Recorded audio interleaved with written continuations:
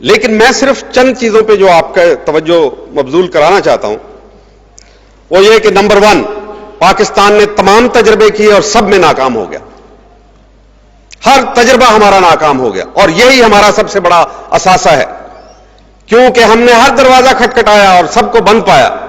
اب جس کو ہم نے کھولنا ہے اس طرف ہمیں جانا پڑے گا. یہی ہے وہ راستہ ہمارے لیے. اب راستہ کوئی بچا نہیں ہے.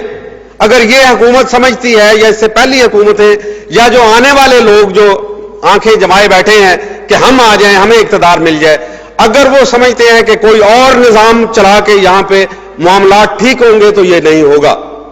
آپ نے کیپٹلسٹ اکانومی آزمائی، آج مارکیٹ اکانومی کے دھکے کھا رہے ہیں.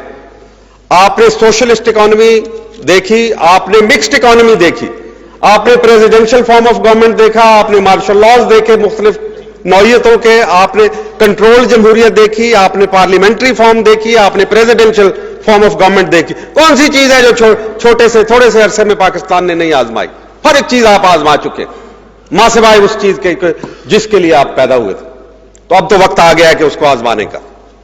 ایک تو ناکامیاں جو ہیں وہ بذات خود آپ کو دھکیل رہی ہیں اس طرف، اور اب آپ کے پاس کوئی راستہ بھی نہیں رہ گیا. دوسری بات یہ ہے کہ اگر آپ نظام لاتے ہیں تو پھر جو مقابلہ ہوگا اس کے لیے اللہ تعالیٰ نے آپ کو مسلح کر دیا ہے.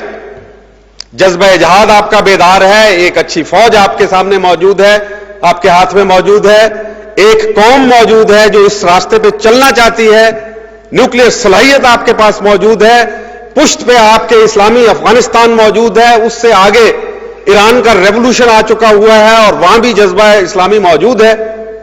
کچھ اگر تھوڑی بہت آپس میں مس انڈرسٹینڈنگ ہے تو وہ بھی دور ہو جائیں گی. اور پھر دیکھیں یہاں پہ کہ آپ کے ارد گرد تحریکیں چل رہی ہیں. تو چنانچہ پاکستان کو کرنا کیا ہے؟ ساری چیزیں مکمل ہیں. ایک غلط فیصلہ ہوا 1992 اکتوبر میں، سپریم کورٹ کے 5 ججز نے ایک فیصلہ دیا کہ آئین کی تمام شقیں برابر ہیں. یہ ایک مقدمہ لے کے گئے تھے ہمارے کچھ دوست 1992 اکتوبر میں کہ قرآن و سنت کو سپریم لا قرار دیا جائے. آرٹیکل 2A جو ہے قرارداد مقاصد وہ سپیریئر ہے باقی، تاکہ دوسرے اس کے تابع ہو جائیں. تو وہ کہا گیا نہیں جناب، Anglo Saxon interpretation of law یہ ہے، کانسٹیٹیوشنل انٹرپریٹیشن، کہ تمام شقیں جو ہیں ان کی مساوی حیثیت ہے، اور یہیں پہ بیڑا غرق ہو گیا. آج آپ کے پاس وقت ہے. جنرل پرویز مشرف کو سپریم کورٹ نے اجازت دی ہے کہ وہ آئین میں ترمیم کر سکتے ہیں. یہ ترمیم وہ جو کریں گے وہ ہمارے خلاف بھی ہو سکتی ہے خدا نخواستہ، اور ہمارے حق میں بھی ہو سکتی ہے، صرف اگر وہ آرٹیکل 227 میں جہاں کہا گیا کہ قانون کیا ہوتا ہے، کہیں کہ قانون وہ ہے جو قرآن و سنت میں دیا ہوا ہے، پیریڈ. اس کے بعد سب کچھ قائم ہو جائے گا، خلافت بھی قائم ہو جائے گی. یہ ایک ایسی شفٹ ہوگی جیسے رڈر کی ایک شفٹ سے ایک جہاز اپنی منزل دوسری طرف بدل لیتا ہے، اگر صرف یہ کر لے. لیکن اس کے لیے ضروری کیا ہے کہ تمام قوم کی طرف سے اور بالخصوص علماء دین کی طرف سے اپنے تعصبات چھوڑتے ہوئے یہ ڈیمانڈ آج ان کے سامنے پیش کی جائے. اور ان کے پاس بھی کوئی راستہ نہیں ہے. عنقریب ان کو پتہ چلے گا کہ اگر ان کو قوم کی تائید اور حمایت کی ضرورت ہے، ورنہ یہ فوج بھی خدا نخواستہ اس کا شکار ہو جائے گی، کیونکہ یہ قوم جو ہے وہ کہیں ایسا نہ ہو کہ اپنی فوج کے سامنے اٹھ کھڑی ہو. یہ بہت بڑا المیہ ہوگا، ہمارا سارا کام جو ہے وہ تباہ اور ملیا میٹ ہو جائے گا.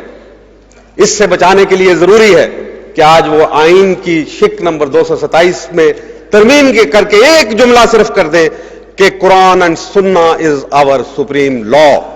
That's the end of it. یہ بڑا نادر موقع ہے جناب، اس کو مس نہ کیجئے. ڈاکٹر صاحب اور آپ کے جو دیگر اصحاب موجود ہیں، پلیز، یہ بہت نادر موقع ہے.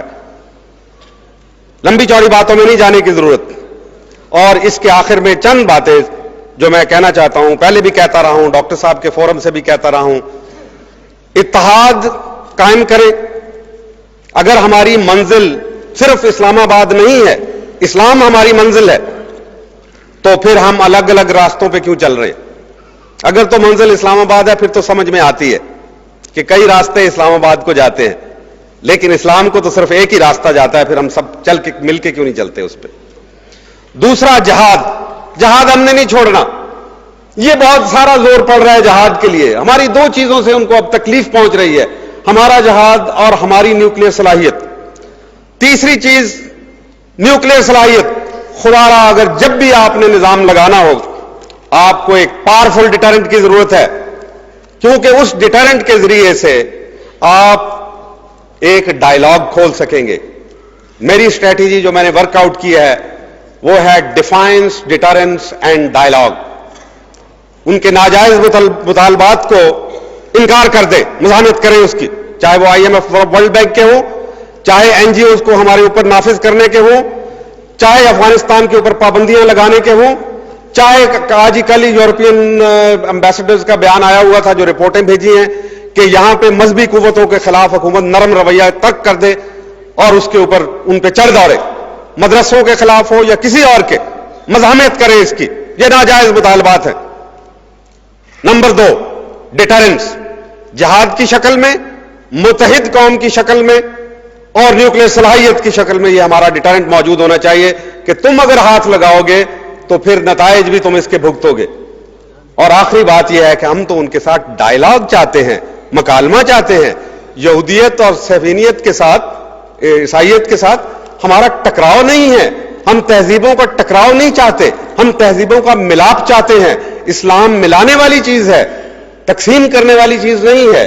لہذا ہمارے ساتھ مکالمہ کرو، جیسا کہ اللہ تعالیٰ نے خود فرمایا، آؤ نا اس کلمے کی طرف جو ہم سب کے درمیان مشترک ہے.